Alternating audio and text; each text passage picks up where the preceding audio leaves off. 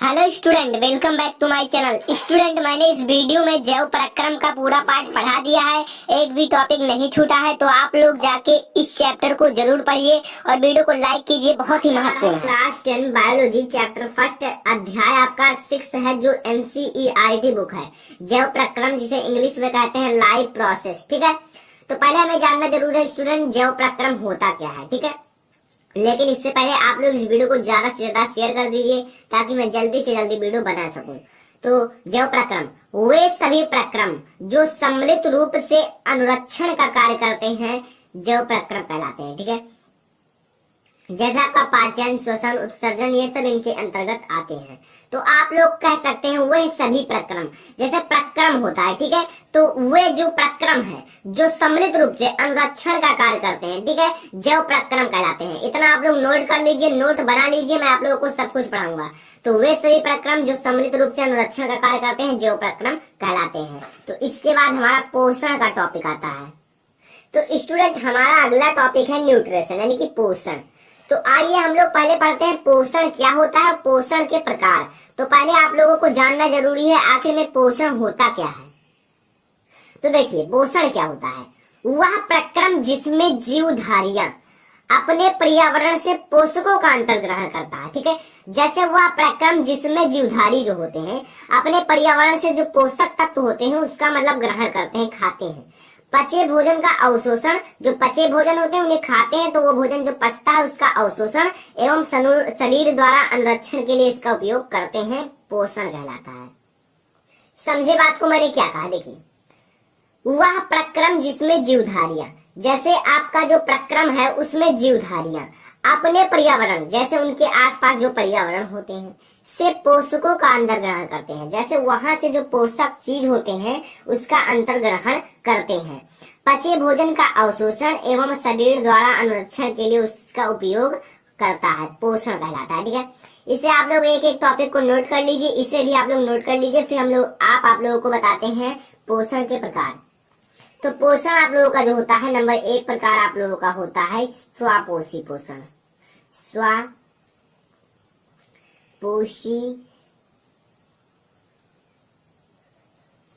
पोषण, ठीक है स्टूडेंट, स्वापोषी पोषण।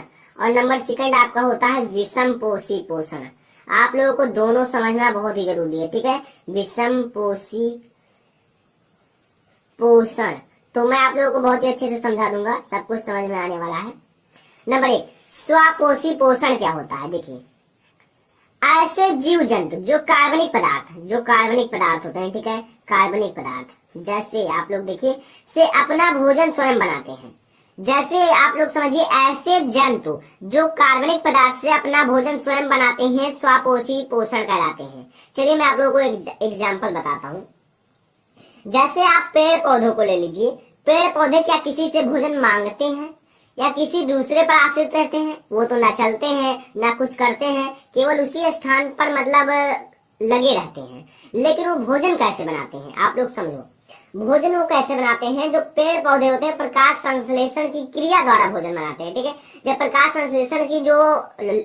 संश्लेषण करेंगे तो कार्बोहाइड्रेट के रूप में अपना भोजन निर्माण करते हैं, यानी कि कार्बोहाइड्रेट के रूप में अपने भोजन का निर्माण करते हैं पेड़ पौधे। ठीक है, प्रकाश संश्लेषण के द्वारा, फोटोसिंथेसिस के द्वारा। ठीक है, तो ये होता है स्वापोषी पोषण। यहाँ आप लोग अगर एग्जाम्पल लिखना चाहते हैं, ठीक है, एग्जाम्पल भी मैं आप लोगों को एक रूप से बता देता हूँ।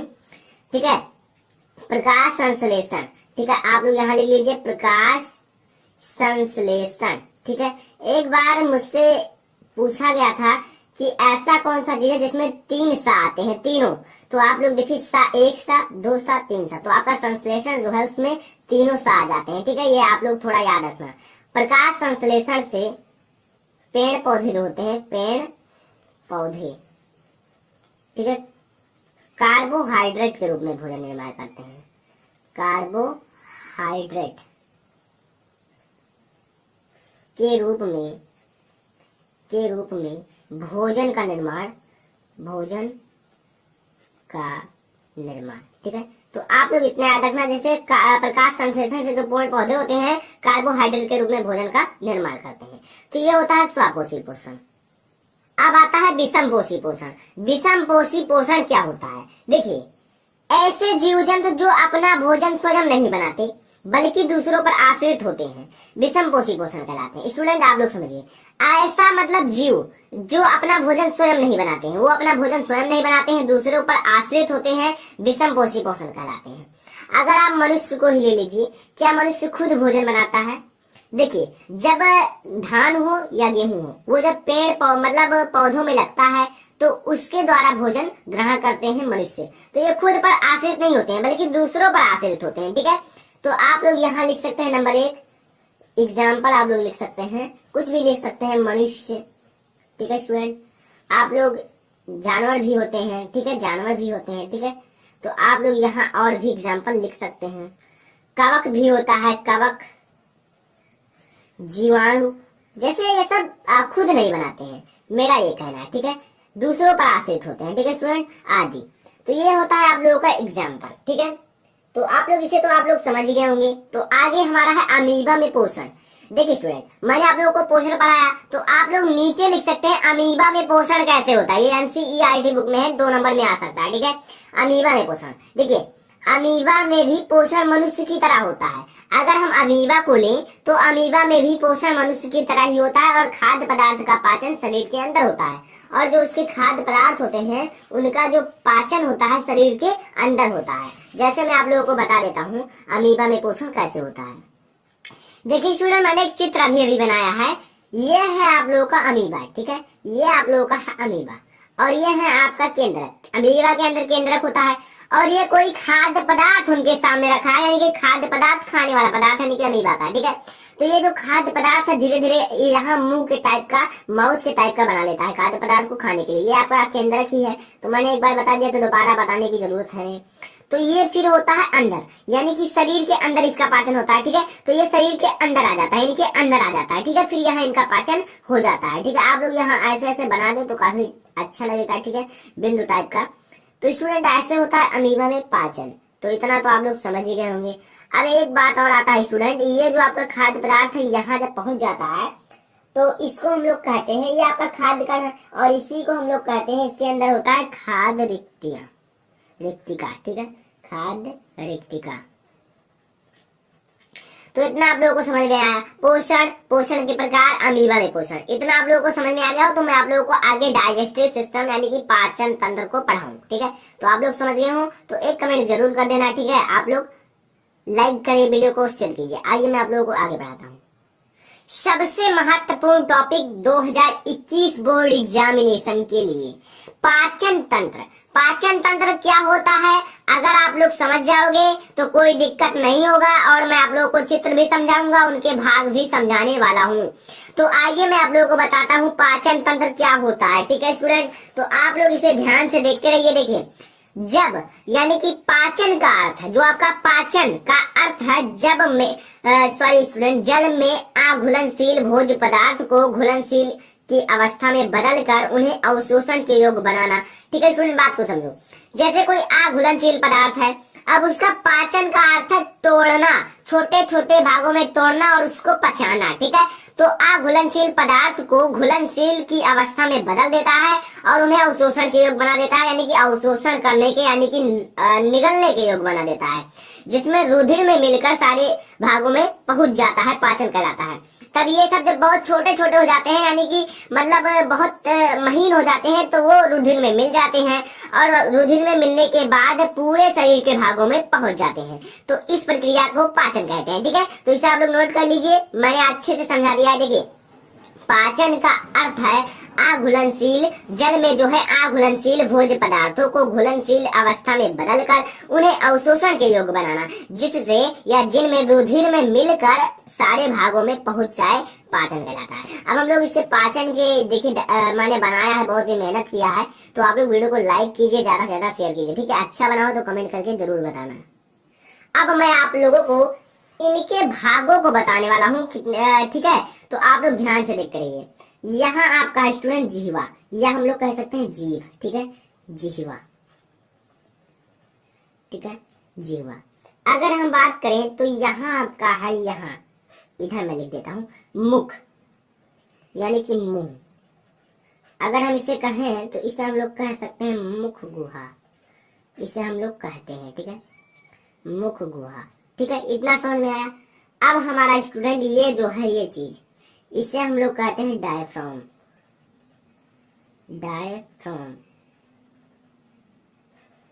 ठीक है, डायफ्राम।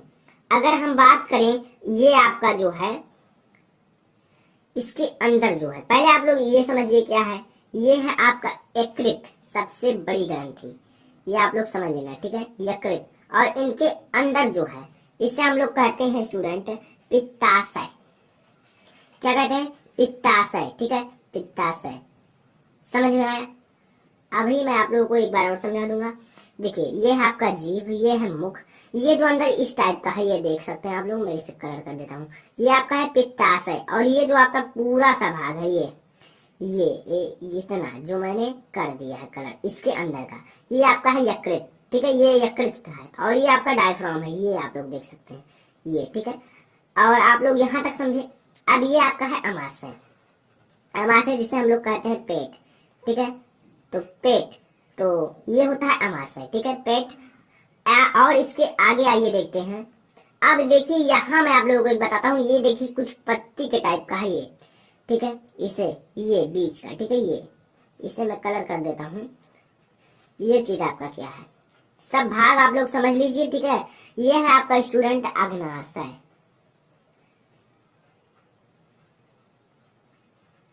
अग्नाशय, ठीक है।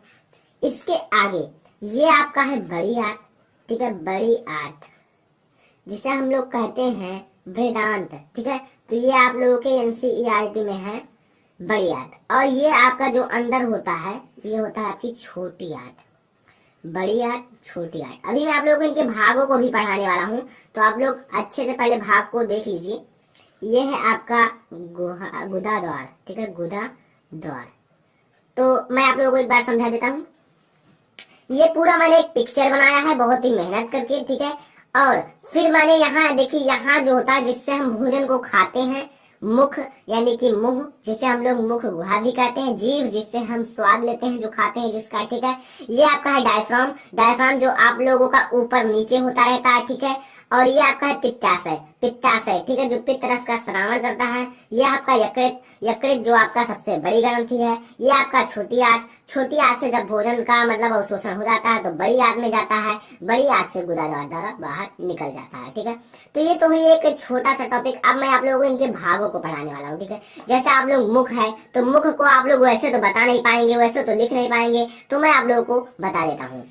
देखिए स्टूडेंट, मुख, मुख आप लोग देखिए, आप लोग इतना तो जानते हैं, मुख द्वारा हम भोजन को ग्रहण करते हैं, इतना तो आप लोगों को पता ही होगा। यानी कि मुख द्वारा हम भोजन को ग्रहण करते हैं, यानी कि खाते हैं।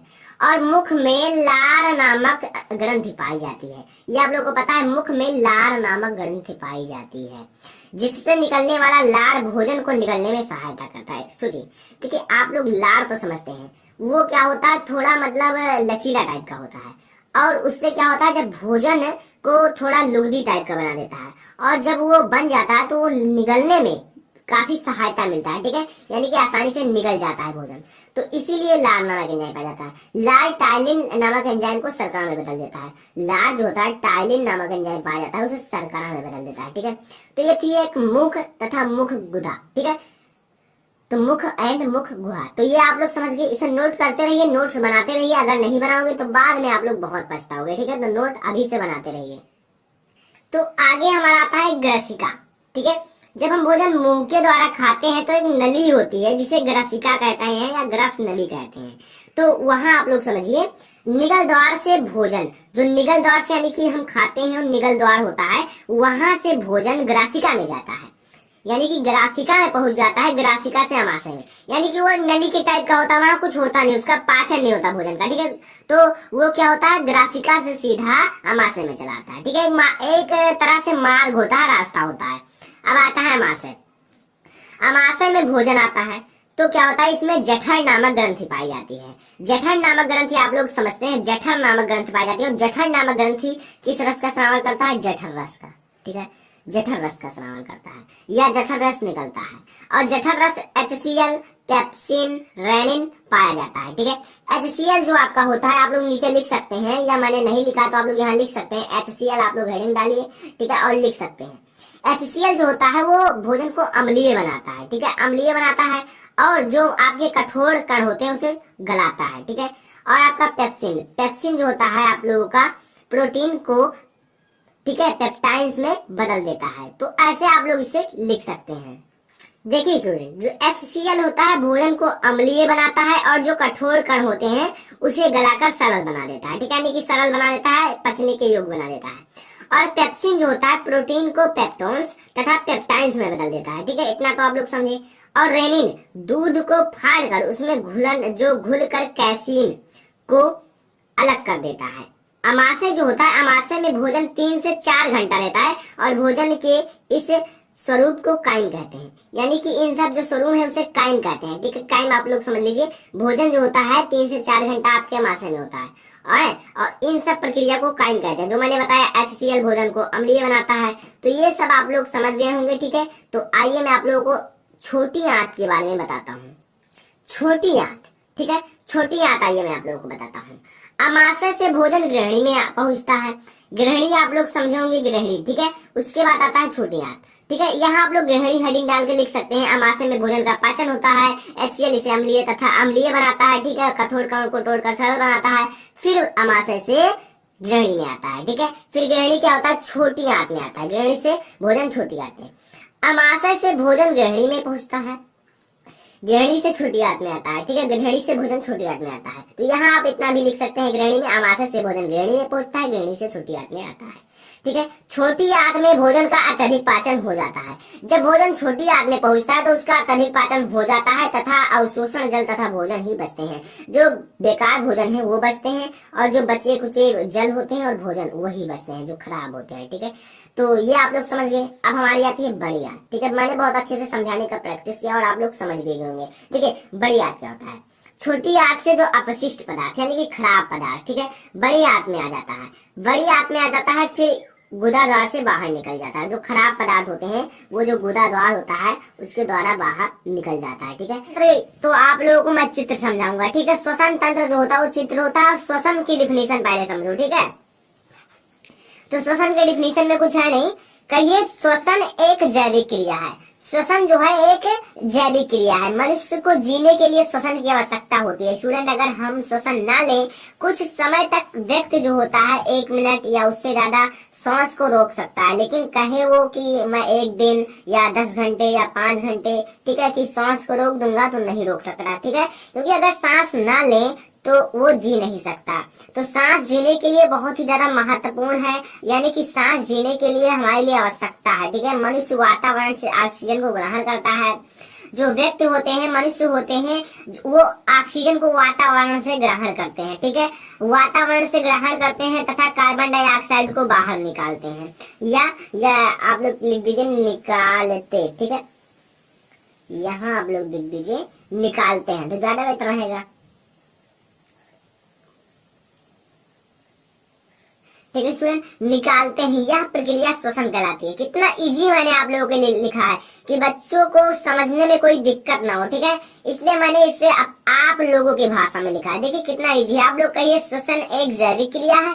मनुष्य को जीने के लिए श्वसन की आवश्यकता होती है। छोटा सा बच्चा भी जानता होगा कि अगर हम सांस न लें तो हम मर सकते हैं। तो इसलिए मैंने कितना अच्छा से लिख दिया कि मनुष्य को जीने के लिए श्वसन की आवश्यकता होती है। और एक छोटा सा बच्चा भी जानता होगा कि हमें वातावरण से ही ऑक्सीजन को प्राप्ति होती है। तो मैंने लिख दिया मनुष्य वातावरण से ऑक्सीजन को ग्रहण करता है और तथा कार्बन डाइऑक्साइड को बाहर निकालता है, ठीक है, या निकालते हैं। ये आप लोग बहुत ही पहले पढ़े होंगे, कार्बन डाइऑक्साइड हम बाहर निकालते हैं। यह प्रक्रिया श्वसन कहलाती है। अगर अभी आप लोगों को ये परिभाषा ना आया हो तो आप लिख सकते हैं, स्क्रीनशॉट या ले सकते हैं, आप लोग इसका नोट कर सकते हैं, ठीक है। मैंने समझा दिया आप लोगों को, ठीक है। स्टूडेंट, पहले आप लोग चित्र को समझो, फिर मैं उसके भाग को बताता हूँ। चित्र को ध्यान से समझोगे तभी समझ में आने वाला है, ठीक है। तो चित्र जितना इम्पोर्टेंट है उतना ही ज्यादा आप लोगों के लिए श्वसन तंत्र इम्पोर्टेंट है, ठीक है। कभी कभी देखिए स्टूडेंट, एक क्वेश्चन पूछ लेता है कि श्वसन तंत्र का निम्नलिखित चित्र बनाकर उनके भाग को दर्शाइए। अब आपको भागों को मतलब व्याख्या नहीं करना है, केवल श्वसन तंत्र बनाना है। श्वसन तंत्र बनाने के बाद आपको उसके चित्र को दर्शा देना है, ठीक है, मतलब चित्र जो उनके भाग को दर्शा देना है। अगर स्टूडेंट आप लोग श्वसन तंत्र बनाना बिल्कुल भी नहीं जानते हो, ठीक है, तो मैंने एक वीडियो बना दिया है श्वसन तंत्र कैसे बनाएं, उसका लिंक आप लोगों को डिस्क्रिप्शन में मिल जाएगा। उस वीडियो को देखोगे तो तुरंत आप लोग श्वसन तंत्र को बना सकते हो। तो उस वीडियो को जरूर देखना, लाइक करना, ठीक है। तो यहाँ आइए हम लोग इसके भाग को देखते हैं। ये स्टूडेंट क्या है, नासा द्वार, ठीक है, जो नाक होता है, तो इसे हम लोग नासा द्वार कहते हैं। स्टूडेंट थोड़ा ऊपर नीचे भी ऐसे हो सकता है क्योंकि मैंने खुद बनाया है, ठीक है। तो नासा द्वार, ये जिसे हम खाते हैं, ये है मुख, ये क्या है, मुख, ठीक है, मुख है। अगर हम बात करें तो ये क्या है, ये जो नली है, ये स्टूडेंट ग्रसनी। ये ग्रसनी आप लोगों को पाचन तंत्र श्वसन तंत्र दोनों में पढ़ना पड़ेगा, ठीक है स्टूडेंट, ये याद रखना। अब अगर हम बात करें ये चीज क्या है, ये है स्टूडेंट डायफ्राम। क्या है, डायफ्राम। आखिर डायफ्राम होता क्या है, मैं डायफ्राम की व्याख्या नहीं की है, कुछ बहुत ही इजी है।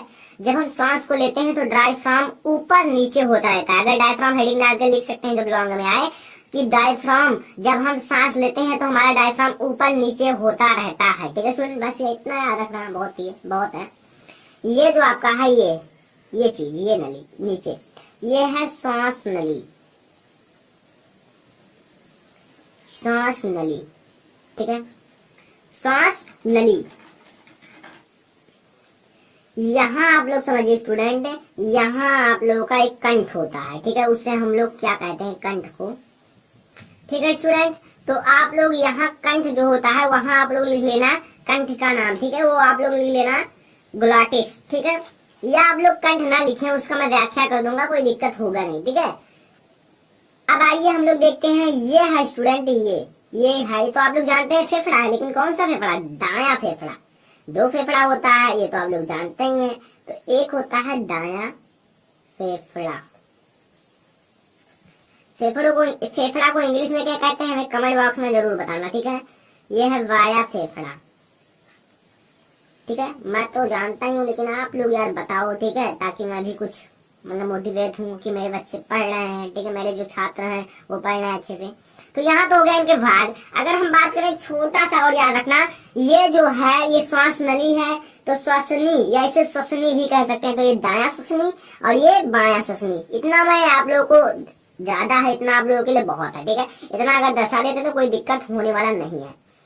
तो ये है आप लोगों का स्टूडेंट श्वसन तंत्र। अगर श्वसन तंत्र केवल पूछे बोर्ड एग्जाम में तो इतना ही करना, अपना टाइम मत वेस्ट करना, ठीक है। छोटे में पूछेगा, अगर श्वसन तंत्र पूछेगा, और जब आपका लॉन्ग में आएगा तो कहेगा श्वसन तंत्र बनाइए, उनके भागों का वर्णन कीजिए, श्वसन होता क्या है, ऐसे पूछेगा, मतलब लॉन्ग टाइप का 2-3 क्वेश्चन एक में, ठीक है। तो पहले हम लोग देखेंगे नासा द्वार या नासिका। देखिए स्टूडेंट ध्यान से समझिएगा, चेहरे पर स्थित नाक में 2 छिद्र होते हैं। अपना नाक देखिए, उसमें 2 छिद्र हैं, ठीक है, वो चेहरे पर उपस्थित है। मैंने आप लोगों की भाषा में लिखा है, कोई दिक्कत होने वाला नहीं है। चेहरे पर वो स्थित है और नाक में 2 छिद्र होते हैं। नासाद्वार अंदर अगर आप देखें तो टेढ़ी मेढ़ी घुमावदार खुलती है, ठीक है। अगर अंदर देखा जाए तो वो टेढ़ी मेढ़ी होती है और घुमावदार में खुलता है, ठीक है।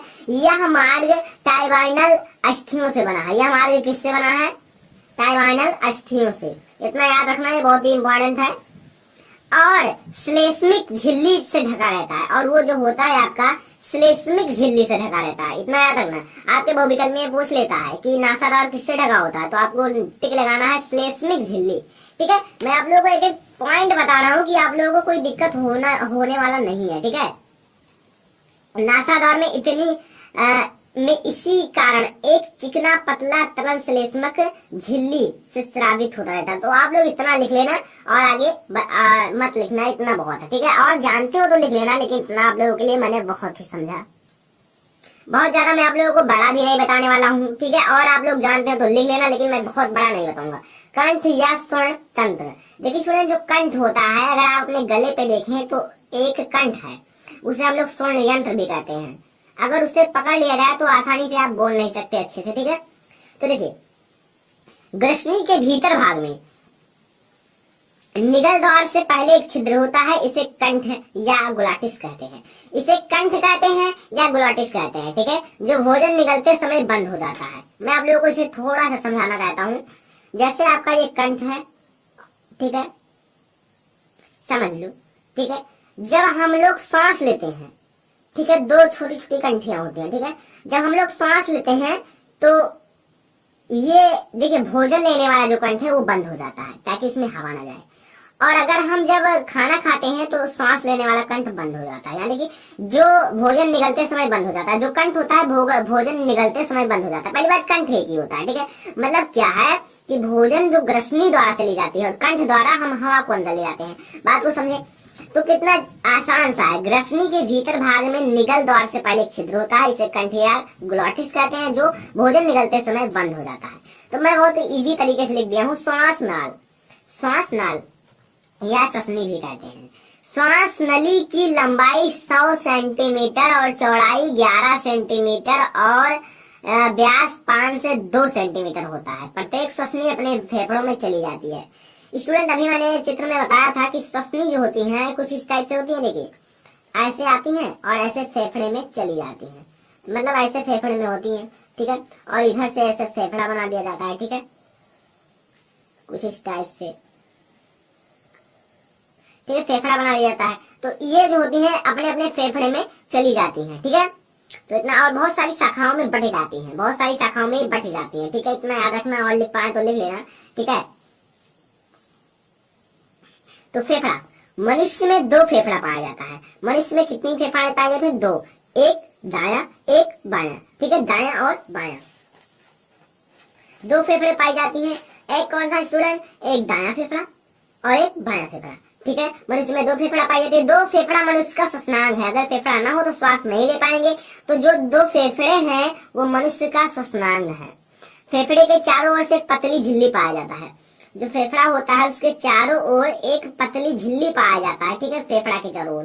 ठीक है स्टूडेंट, तो मैं फेफड़ा तक आप लोगों को वर्णन कर दिया है। अगर इसके आगे आप लोग करते हैं तो बहुत ही अच्छा, नहीं करते हैं तो कोई दिक्कत होने वाला नहीं है। इतना आप लोग लिख लेना, याद कर लेना। ठीक है, अगर याद हो जाएगा तो बहुत ही अच्छा है। ठीक है स्टूडेंट, और ये था हमारा एक बहुत ही छोटा सा वीडियो। आइए हम लोग आज उत्सर्जन तंत्र के बारे में देखते हैं। अगर आप लोग उत्सर्जन तंत्र बनाना नहीं जानते हैं तो आप लोगों को लिंक डिस्क्रिप्शन में मिल जाएगा, आप लोग आसानी से इसे बना सकते हैं। ठीक है, मैंने आसानी से बनवाया है।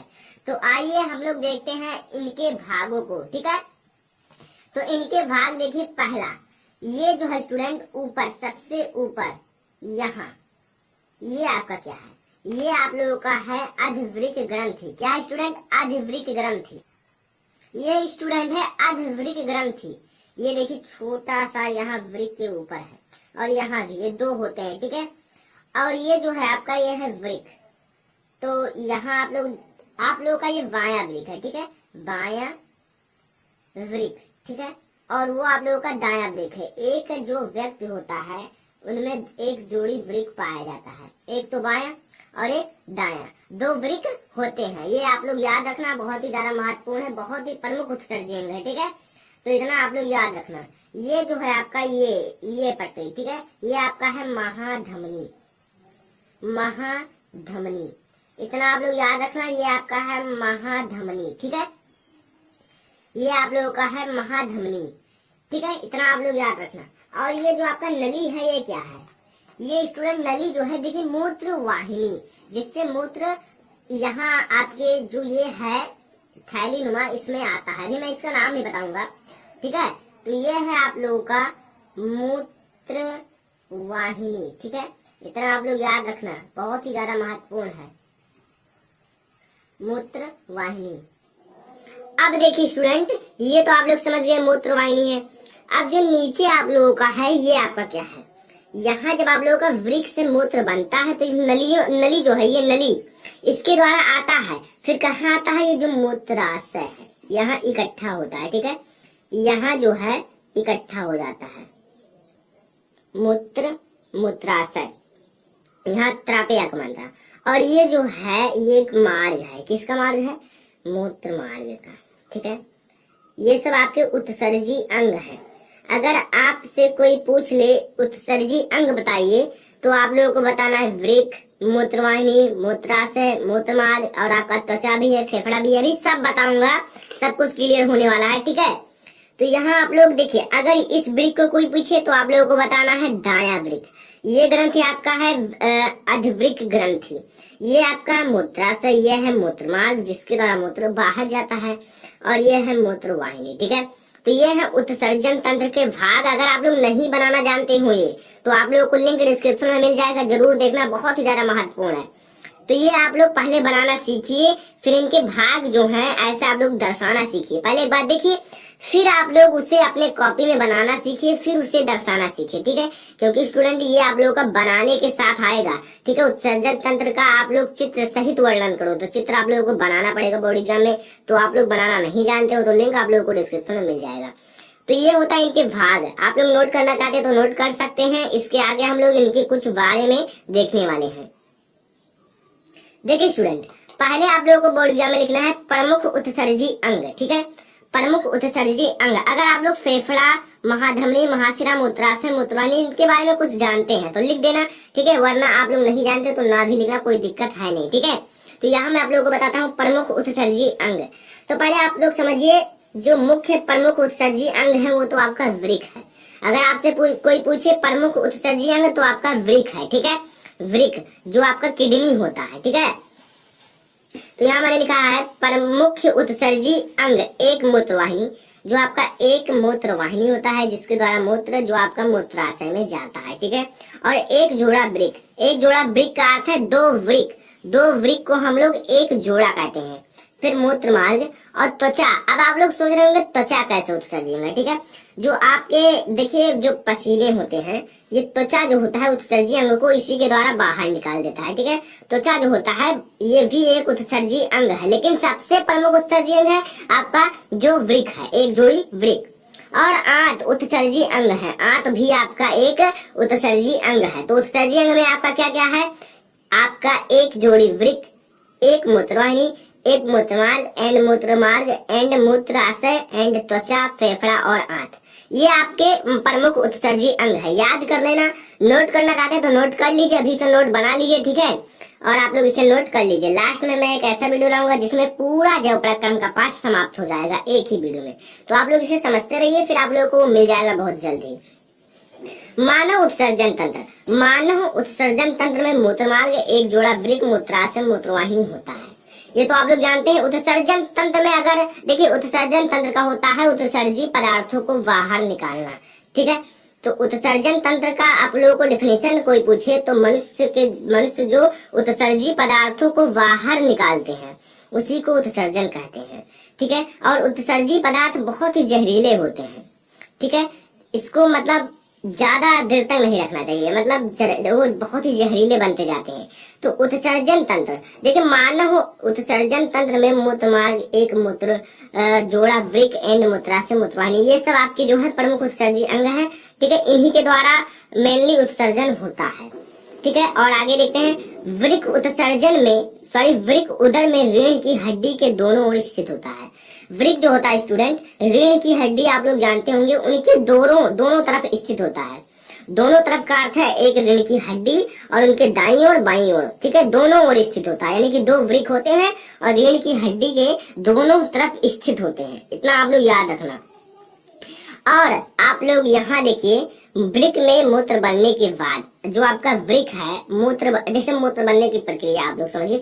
वृक्क में मूत्र बनने के बाद मूत्रवाहिनी में होता हुआ मूत्राशय में चला जाता है। अभी मैं आप लोगों को चित्र में समझाऊंगा, कोई दिक्कत होने वाला नहीं है। ठीक है, वृक्क में जब आप देखिए स्टूडेंट, वृक्क में जब मूत्र बन जाता है तो मूत्रवाहिनी में से होता हुआ मूत्राशय में चला जाता है। ठीक है, आप लोग यहाँ थोड़ा सा याद रखना। चित्र अगर आप लोग बनाना जानते हैं तो देखिए, पहले आप लोगों को वृक्क बनाना है, फिर जो नली के टाइप का ऐसे होता नहीं है, ऐसे। ठीक है, वो, और फिर मूत्राशय में चला जाता है। ठीक है, उसमें इकट्ठा रहता है। ठीक है, इकट्ठा रहता है तथा तब तक एकत्र रहता है, तब तक वो इकट्ठा रहता है जब तक मूत्र मार्ग से बाहर न निकल जाए। जब तक मूत्र बाहर न निकल जाए मूत्र मार्ग से, तब तक वो इकट्ठा रहता है। ठीक है, देखिए कुछ इस टाइप से मूत्राशय था आपका ये, और ये आपका मूत्र मार्ग है। इसमें तब तक इकट्ठा रहता है जब तक हम लोग मूत्र मार्ग द्वारा बाहर ना निकाल दें किसको, मूत्र को। तो ये होता है स्टूडेंट जो आप लोगों का उत्सर्जन तंत्र है। ठीक है, इतना आप लोगों को समझ में आया। अब थोड़ा सा हम लोग आगे देखेंगे, फिर आप लोगों को सब कुछ समझ में आ जाएगा। आप लोग स्टूडेंट चित्र को अच्छे से समझ लीजिए। मैं आप लोगों को मेनली चित्र को समझा देता हूँ। ठीक है, और आप लोग इसे नोट कर लीजिए। ठीक है, नोट करना चाहते हैं तो बहुत ही ज्यादा महत्वपूर्ण है इतना। और आप लोग इसके आगे भी लिख सकते हैं अगर जानते हो तो, वरना आप लोगों के लिए इतना बहुत ही इंपॉर्टेंट है। ठीक है, आइए मैं आप लोगों को थोड़ा चित्र से समझाता हूँ, फिर आप लोगों को ये तुरंत ही आप लोग लिख दोगे, इसके बारे में सब कुछ लिख दोगे। ठीक है, तो आप लोग इसके चित्र को पहले समझिए, तब आप लोग इसे लिख पाएंगे बहुत ही अच्छे से। ठीक है, चित्र में सबसे पहले आप लोगों को बनाना आता है, तो बनाना आता है तो बहुत ही अच्छा है। ठीक है, तो यहाँ आप लोग इनके भागों को पहले दर्शाना है। ठीक है, तो यहाँ मैंने इसके भागों को दर्शा दिया है, आप लोग ऐसे ही नोट कर लीजिए। और आप लोगों को मैंने बताया है पहले इसमें बनता है, जिसमें वृक्क में, और फिर ये देखिए आप लोग चित्र में समझिए बस। तो ये मूत्र वाहिनी द्वारा ये यहाँ आता है मूत्राशय में। ठीक है, मूत्राशय में कैसे, ये देखिए एक नली के टाइप का है। ठीक है, ये एक नली के टाइप का आप लोग देखते हैं, यही है मूत्र वाहिनी। तो इसमें इकट्ठा हो जाता है तब तक जब तक हम मूत्र मार्ग द्वारा बाहर नहीं निकालते हैं। तो इसे आप लोग ऐसे याद कर सकते हैं। ठीक है, ये आपका अधवृक्क ग्रंथि है, ये बायां वृक्क, ये महाधमनी। ठीक है, आपके बहुत इंपॉर्टेंट एक क्वेश्चन है, धमनी और शिरा में अंतर, ये आप लोग जरूर याद कर लेना। मैंने पढ़ा दिया है, फिर से मैं आप लोगों को अच्छे से पढ़ा दूंगा। ठीक है, आप लोग चिंता मत कीजिएगा। तो ये आप लोग ऐसे बना सकते हैं। ठीक है, इसके द्वारा बाहर निकलता है जो उत्सर्जी पदार्थ होते हैं। ठीक है, उत्सर्जी पदार्थ जब बाहर निकल जाते हैं तो जहरीले पदार्थ जो होते हैं हमारे शरीर में नहीं रह जाते। अगर आपसे कोई पूछे उत्सर्जन की परिभाषा, तो आप लोगों को बताना है उत्सर्जन वह मतलब उत्सर्जन के द्वारा हम जो अपशिष्ट एवं भोज्य पदार्थों को बाहर निकालते हैं वो बहुत ही ज्यादा जहरीले होते हैं। ठीक है, तो आप लोग ऐसे बता सकते हैं अच्छे से, और आप लोगों को मैं लिख देता हूँ उत्सर्जन की परिभाषा, ताकि आप लोग अच्छे से समझ सके। ये मैं आप लोगों को सब एनसीईआरटी बुक से पढ़ा रहा हूँ, आप लोग अपने एनसीईआरटी बुक में इस डिफिनेशन को देख सकते हैं। ऐसे ही बिल्कुल मतलब ऐसे ही आप लोगों को मिलेगा, लेकिन मैंने और अच्छे से समझाने के लिए लिख दिया है। ठीक है, तो देखिए वह जैव पराक्रम, पाठ का नाम क्या है, लाइप्रोसेस जैव पराक्रम। ठीक है, जिनमें इन हानिकारक उपापचयी वज्र पदार्थों को निष्कासन किया जाता है। निष्कासन का अर्थ निकाला जाता है, उत्सर्जन कहलाता है। जो हानिकारक पदार्थ होते हैं उपापचयी, जो मतलब अपचन हो जाता है, वज्र पदार्थों को निष्कासन किया जाता है, उत्सर्जन कहलाता है। तो उत्सर्जन का डिफिनेशन ऐसे लिख सकते हैं। ठीक है, तो उत्सर्जन का डिफिनेशन आप लोग ऐसे लिख लीजिए, नोट कर लीजिए। आइए अब हम लोग देखते हैं हृदय की संरचना। ठीक है, हृदय की संरचना स्टूडेंट, पहले आप लोग चाहे पाचन तंत्र मैंने पढ़ा दिया, श्वसन तंत्र, उत्सर्जन तंत्र, उसमें आप लोगों को पहले क्या समझना है, चित्र। चित्र में क्या समझना है, उनके भाग। ठीक है, चित्र में उनके भाग कौन कौन से हैं। ठीक है, तो ये मैंने चित्र बनाया है, अगर आप लोग ऐसा बनाना चाहते हैं तो आप लोग कमेंट कीजिए, मैं बनाना जरूर बताऊंगा। ठीक है, अच्छा लगे तो लाइक करना। तो ये आइए मैं आप लोगों को बताता हूँ कि इनके जो भाग हैं वो कौन कौन से, उनका नाम क्या है। ठीक है, तो पहले हम लोग स्टार्ट करते हैं फुसफुस धमनी से।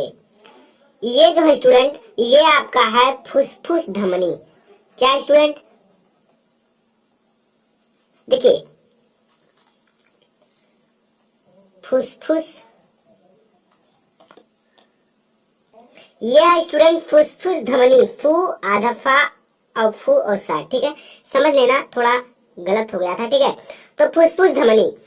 अब आप लोग समझिए क्या कि यहाँ जो अगर आपको हृदय दे दिया जाए तो ये जो होता है ये फुसफुस धमनी होता है। ठीक है, फुसफुस धमनी।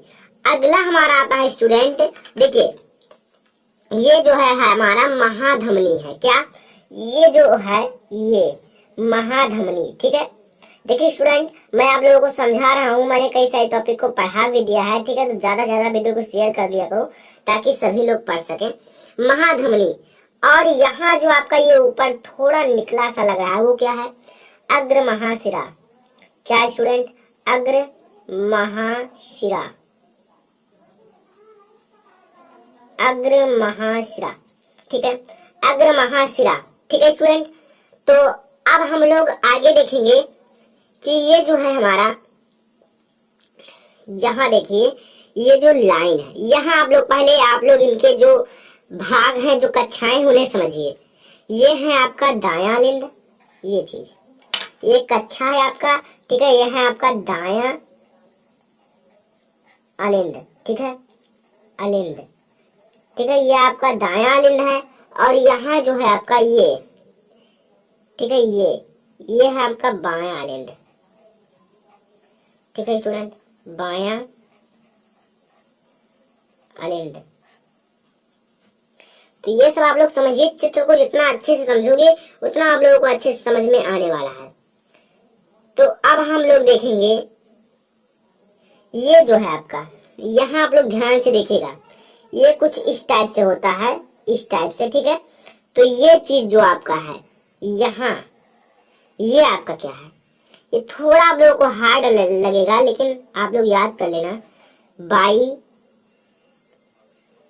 कास्पिड, कास्पिड कपाट, ये आपका बाई कास्पिड कपाट है। और इधर जो है आपका, ये आपका दाई, मैं केवल दाई लिख देता हूँ, ठीक है, दाई कास्पिड कपाट, ठीक है। तो इतना आप लोग समझ लेना, ये आपका बाई है, ये आपका दाई है, ठीक है। ये आपका है बायां निलय, ये जो आपका है ये आपका क्या है स्टूडेंट, बायां निलय, और ये आपका दायां निलय, दायां निलय, ठीक है स्टूडेंट। अब बात को समझो, हृदय में 4 कक्षाएं होती हैं, कौन कौन से, नंबर फर्स्ट दायां अलिंद, नंबर सेकंड बायां अलिंद, नंबर थर्ड बायां निलय, नंबर 4 दायां निलय। तो ये आपकी 4 कक्षाएं हृदय में होती हैं, ये आप लोग समझ के रखना है, ठीक है। और अगर हम अब इस मतलब हृदय को देखें तो एक मुट्ठी के आकार का है, कुछ इस टाइप से है, ठीक है, मुट्ठी के आकार का, मैं दिखा नहीं सकता, ठीक है। तो यहाँ मुट्ठी के आकार का है, तो आप लोग इसे तो समझ ही गए होंगे क्योंकि बहुत ही इजी है, इनके चित्र जो है, ठीक है। अब मैं आप लोगों को इसके आगे जो है, मैं आप लोगों को इनकी जो व्याख्या कराने वाला हूँ। ये आप लोग देख सकते हैं स्टूडेंट, ये जो लाइन गई हुई है ये, तो ये है आपका विभाजिका, जो विभाजित करती है, ठीक है, 4 कक्षाओं में विभाजिका, विभाजिका, ठीक है। तो याद कर लेना, वैसे मैं इसमें लिखना नहीं चाहता हूँ क्योंकि आपका बहुत अच्छा चित्र दिख रहा है, बहुत अच्छा आपका जो ये है मैंने जो दर्शाया बहुत ही अच्छा दिख रहा है, ठीक है। तो आप लोग ऐसे आप लोग स्क्रीनशॉट ले लीजिए और याद कर लीजिए, नोट कर लीजिए। अब हम लोग कुछ इसके बारे में देखने वाले हैं, ठीक है। तो यहाँ आप लोग देखिए, मनुष्य का हृदय एक कोमल पेशीय अंग है। मनुष्य का हृदय जो है एक बहुत ही कोमल होता है, ये आप लोग समझिए, मतलब कठोर नहीं होता है, बहुत ही कोमल होता है। अगर हम उसे छुएं तो वो थोड़ा सरकटा है, मतलब सरकता है, ठीक है। तो यह एक मुट्ठी के आकार का होता है, देखिए कुछ मुट्ठी के आकार का होता है, एक मुट्ठी के आकार का, ठीक है, बंद मुट्ठी नहीं होती है, तो वो आपका जो होता है मुट्ठी के आकार का होता है। ध्यान से देखो तो समझ में आ जाएगा हृदय में, ठीक है। इसमें 4 कक्षाएं पाई जाती हैं, इसमें 4 कक्षाएं होती हैं, दायां निलय, बायां निलय, दायां अलिंद, बायां अलिंद। अगर चित्र में देखा जाए तो मैंने पहले ही बता दिया है, दायां अलिंद, बायां निलय, दायां निलय, ठीक है। तो ये इनकी 4 कक्षाएं हैं, देखिए 1 कक्षा, 2 कक्षा, 3, 4, ठीक है। तो ऐसे आप लोग इसे याद कर सकते हैं, चित्र को याद कर लिए तो मतलब बना लिए, उसके भागों को दर्शा लिए तो थोड़ा आप लोगों को इजी लगने लगेगा। और अगर हम आगे बात करें, दोनों फेफड़ों के बीच, डायफ्राम के बीच बाईं ओर स्थित होता है। बात को समझो, मैंने आप लोगों को क्या पढ़ाया था, श्वसन तंत्र, उसमें मैंने आप लोगों को पढ़ाया था फेफड़े के बारे में। अगर आप लोग समझो तो दोनों फेफड़े जो होते हैं उसमें, उनके बीच में देखिए हृदय, यहाँ देखिए दोनों फेफड़ों के बीच में डायफ्राम के कुछ बाईं ओर, डायफ्राम जो होता है, जो सांस लेते हैं तो ऊपर नीचे होता रहता है, उसके बाईं ओर स्थित होता है क्या, हार्ट जो हमारा हृदय है, ठीक है। दोनों फेफड़ों के बीच और डायफ्राम के कुछ बाईं ओर स्थित होता है क्या, हृदय। तो इतना आप लोग नोट करते रहिए, बहुत ही अच्छे से मैंने बताया, इतना अच्छा आप लोगों को कोई बताने वाला नहीं है, ठीक है। मैं आप लोगों को ऐसे बहुत ही अच्छे से बताऊंगा, ठीक है। हृदय पंप की तरह कार्य करता रहता है, जिस तरह पंप नहीं होता स्टूडेंट, उसी तरह ये हमेशा लगातार कार्य करता रहता है। अगर ये रुक जाए तो आप समझ लीजिए मर गए, ठीक है। ऐसी बात नहीं है, जैसे आप लोग देखिए हृदय जब कोई मरता है ना तो उसे चेक करते हैं क्या इसका मतलब ये चल रहा है, ठीक है, तो वही पता मतलब इसलिए हमेशा पंप करता रहता है। तो हृदय जो होता है पंप की तरह व्यवहार करता है, हृदय पंप की तरह व्यवहार करता है, या हमेशा लगातार कार्य करता रहता है, इनका कार्य कभी खत्म नहीं होता है, ठीक है। यह हमेशा कार्य करते रहते हैं मनुष्य के अंदर, तो ये बहुत ही ज्यादा वर्क गतिशील रहते हैं, ठीक है। इसलिए एक ही मिनट में, देखिए स्टूडेंट, ये जब कार्य करते हैं ना तो धड़कते रहते हैं, इनके धड़कने का कार्य है, ठीक है। तो ये धड़कते रहते हैं, तो आप लोग समझिए 1 मिनट में कितने बार धड़कते हैं, क्योंकि इस टाइप से क्वेश्चन बहुत सारे लोग पूछते हैं और आपको लिखना भी है बोर्ड एग्जाम में, सेम ऐसे लिख देना, ठीक है। सामान्य व्यक्ति की का हृदय 1 मिनट में 70 से 80 बार धड़कता है। अगर हम सामान्य व्यक्ति की लें, सामान्य व्यक्ति जिसको कोई रोग ना हो या मतलब जैसे सामान्य व्यक्ति हो, एकदम मतलब अच्छा हो, ठीक है, तो सामान्य व्यक्ति का हृदय 1 मिनट में 70 बार धड़क सकता है, 80 बार, और 70 के 80 के बीच में भी धड़कता है, ठीक है। तो सामान्य मनुष्य का हृदय 1 मिनट में 70 से 80 बार धड़कता है। हृदय की सिकुड़ने, देखिए स्टूडेंट, हृदय की सिकुड़ने की अवस्था को प्रकुंचन।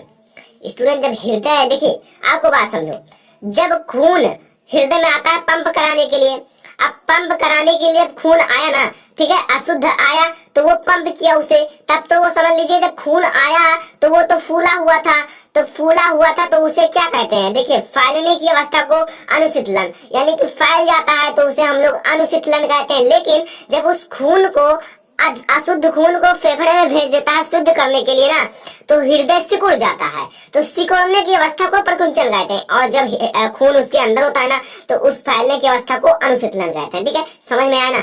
देखिए मैं आप लोगों को अच्छे से समझाऊंगा, ठीक है, आप लोग चिंता मत कीजिए, मैं आप लोगों को सब कुछ पढ़ाने वाला हूँ तंत्र का। तो तंत्र में हो तो चैनल को सब्सक्राइब जरूर करो, ठीक है। हम लोग थोड़ा इनका कार्य देखते हैं कि इनका महारत, इनका कार्य क्या है, ठीक है, हृदय का कार्य क्या है। देखिए, हृदय का प्रमुख कार्य बिना थके भी जीवन भर, ठीक है, शरीर के विभिन्न भागों में दूध को पंप करना होता है।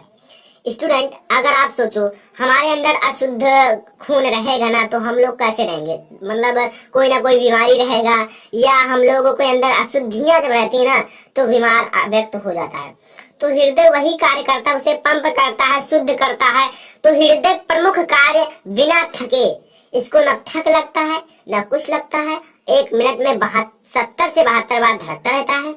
तो बिना थके जीवन भर शरीर के विभिन्न भागों में, शरीर के जो भाग नहीं है, बहुत सारे भाग हैं, आप लोगों ने पढ़ा होगा, छोटे होंगे रहे होंगे, तो पार्ट्स ऑफ बॉडी, ठीक है, तो उसे जरूर पढ़ना, अभी भी आप लोगों को याद होना चाहिए। तो विभिन्न भागों में शरीर को पंप करना होता है, जो शरीर के विभिन्न भाग हैं उसमें पंप करना होता है कि अशुद्ध रक्त न रहे, और शरीर के विभिन्न भागों में शुद्ध रुधिर सिराओं द्वारा हृदय को पहुंचाया जाता है, यानी कि शुद्ध रुधिर को सिराओं द्वारा हृदय में पहुंचाया जाता है, ठीक है। और एक बहुत इंपॉर्टेंट टॉपिक है धमनी तथा सिरा में अंतर, आपके बोर्ड एग्जाम के लिए बहुत ही ज्यादा महत्वपूर्ण है, तो आप लोग उसे जरूर याद कर लेना। तो यहाँ से अशुद्ध रुधिर सिराओं द्वारा जो आपका हृदय है, हृदय को पहुंचाया जाता है, ठीक है, अशुद्ध रुधिर, यहाँ सॉरी स्टूडेंट थोड़ा मूंदा हुआ था, तो इसलिए अशुद्ध रुधिर को सिराओं द्वारा हृदय में पहुंचाया जाता है, ताकि उसे पंप किया जाए, शुद्ध किया जाए, ठीक है स्टूडेंट। तो आगे हम लोग थोड़ा और देखेंगे, तब आप लोगों का लेक्चर समाप्त होगा, ठीक है। इसके आगे हम लोग अभी 1-2 वीडियो और देखने वाले हैं। अब हाँ स्टूडेंट, हम लोग आगे देखेंगे कि हृदय के बारे में पढ़ना है ना, तो हृदय के आप लोगों को जरूर याद होना चाहिए। अब देखिए स्टूडेंट, हृदय इस अशुद्ध, मैं दिखाता हूँ, हृदय इस अशुद्ध रुधिर को शुद्ध करने के लिए फेफड़ों में पहुंचाता है। देखिए स्टूडेंट, जो फेफड़ा होता है ना, ये मतलब पंप जैसे ये करता है हृदय, तो हृदय में जब अशुद्ध रुधिर थोड़ा मतलब कम हो जाते हैं, लेकिन जब कम हो जाते हैं तो उसे फेफड़े में पहुंचा दिया जाता है कि और शुद्ध किया जाए, ठीक है। इस कार्य को संपन्न करने के लिए हृदय पल पल धड़कता रहता है। इस कार्य को हमेशा चलाने के लिए, मतलब जब तक आप लोग जीवित रहे हैं तब तक चलाने के लिए हृदय पल पल धड़कता रहता है, ठीक है, यानी कि हमेशा धड़कता रहता है। थोड़ा समझिएगा, बहुत ही इंपॉर्टेंट है ये, ठीक है। स्टूडेंट, हृदय में धमनी तथा सिरा 2 प्रकार की नलिकाएं पाई जाती हैं।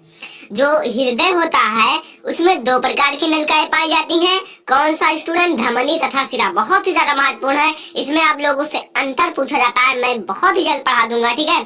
तो आइए हम लोग देखते हैं फिर। धमनी में शुद्ध रुधिर बहता है, जो आपका धमनी होता है, धमनी में शुद्ध रुधिर बहता है, धमनी मतलब ऊपर, और सिरा मतलब नीचे, यानी कि धमनी में शुद्ध रुधिर बहता है, जबकि सिरा में अशुद्ध रुधिर बहता है। स्टूडेंट, मैंने बहुत अच्छे से बताया, लॉन्ग बड़ा बताया है थोड़ा, ताकि लॉन्ग में आए ना तो तुरंत लिख दो।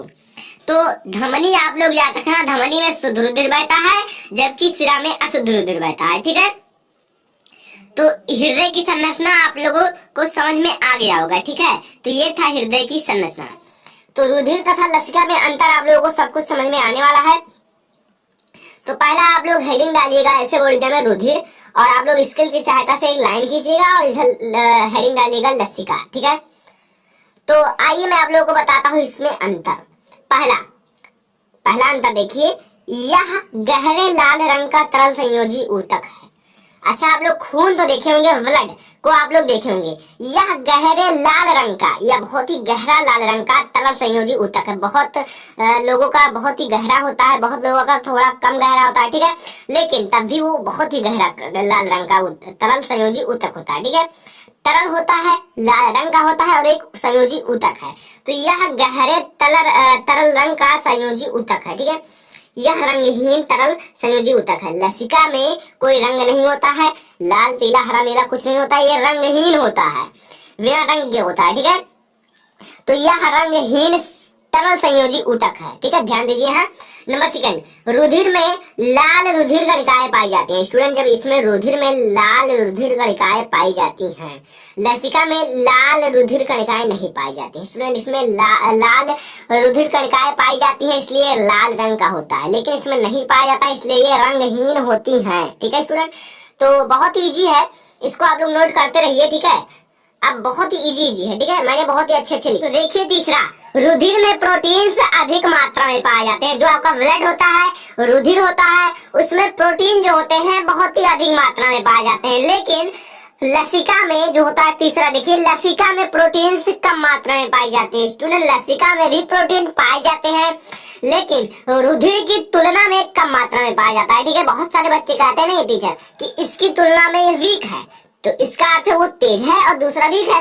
तो उसी प्रकार से इसमें जो होता है, रुधिर में प्रोटीन्स अधिक मात्रा में पाई जाते हैं, लेकिन इसकी तुलना में लसिका में प्रोटीन्स कम मात्रा में पाई जाती है, लेकिन पाई जाती हैं।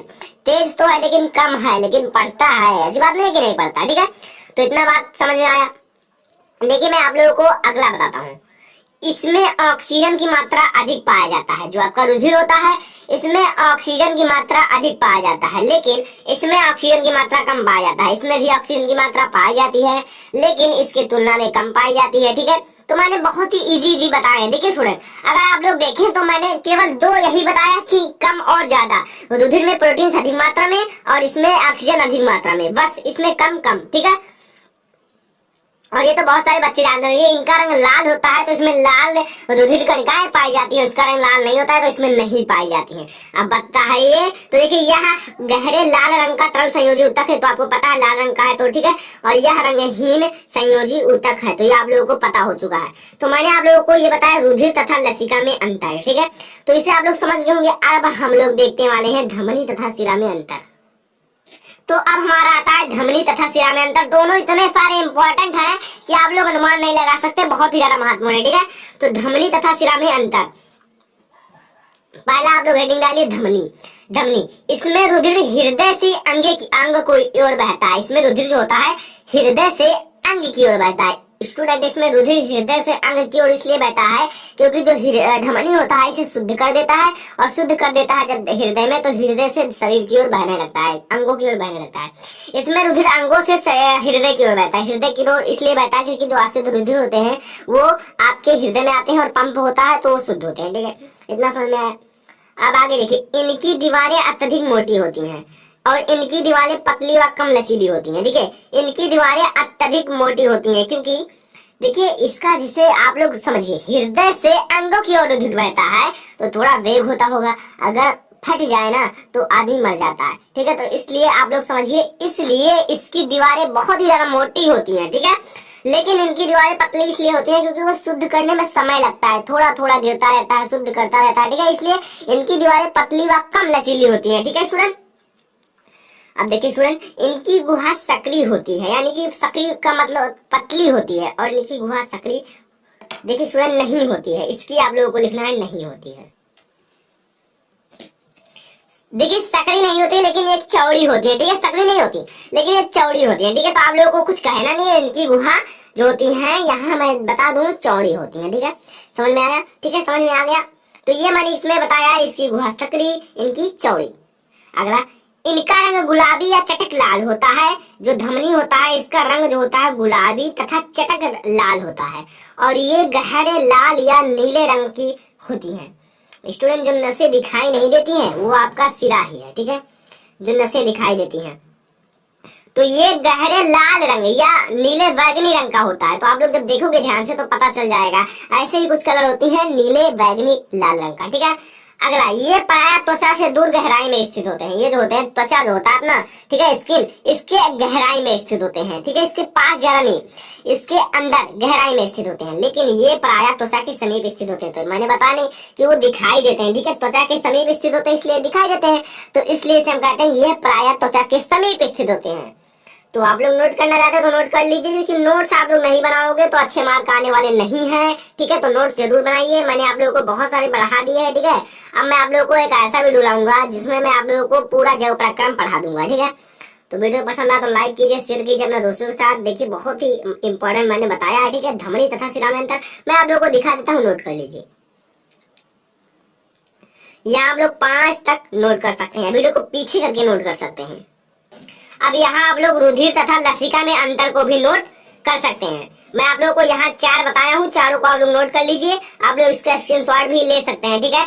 तो ये बहुत ही ज्यादा महत्वपूर्ण है। अगर आप लोगों को अच्छे मार्क लाने हैं तो आप लोग पहले तो आप लोग अपना नोट बनाइए, ठीक है। और हैंड राइटिंग आप लोग अपना अच्छे से कर लीजिए, ठीक है। हैंड राइटिंग बहुत ही विशेष महत्व होता है, ठीक है। अगर आप लोगों का हैंड राइटिंग नहीं अच्छा है तो आप लोग कमेंट कीजिए, मैं आप लोगों को बताऊंगा बहुत ही अच्छे से, ठीक है।